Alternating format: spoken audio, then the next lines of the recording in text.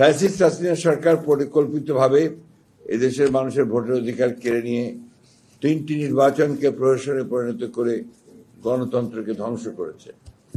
একদলীয় শাসন ব্যবস্থা প্রতিষ্ঠার জন্য সকল নির্যাতনমূলক ব্যবস্থা গ্রহণ করেছে। রাষ্ট্রের সকল প্রতিষ্ঠানগুলোকে দলীয়করণ করেছিল, রাষ্ট্রযন্ত্রকে সেই লক্ষ্যে অস্ত্র হিসেবে ব্যবহার করেছে, অর্থনীতিকে লুটপাট, বিদেশে টাকা পাচার, ব্যাংক লুট, শিক্ষা প্রতিষ্ঠানগুলোকে ছাত্রলীগের সন্ত্রাসীদের অভয়ারণ্যে পরিণত করেছে, শেয়ার বাজার লুট করেছিল, মাফিয়াতন্ত্র প্রতিষ্ঠা করেছিল।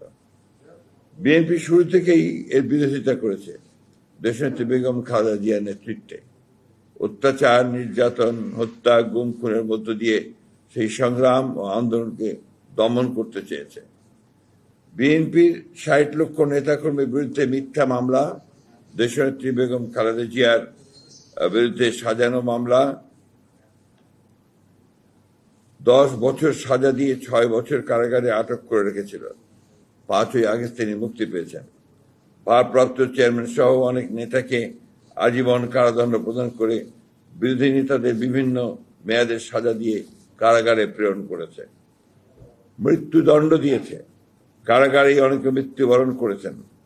বিএনপিকে নেতৃত্ব শূন্য করে ধ্বংস করে দিতে চেয়েছিল। নির্যাতিত, শারীরিকভাবে আঘাতপ্রাপ্ত ভারপ্রাপ্ত চেয়ারম্যান জনাব তারেক রহমানের নেতৃত্বে প্রতিটি কর্মী, নেতা কর্মী লড়াই করেছে। মানুষের এই সংঘবদ্ধ আন্দোলন চূড়ান্ত রূপ নেয় 2024 সালের জুলাই আগস্টে ছাত্র জনতা স্বতঃস্ফূর্ত আন্দোলনের মধ্য দিয়ে পালিয়ে যেতে বাধ্য হয় ফ্যাসিস্ট হাসিনা 5ই আগস্ট।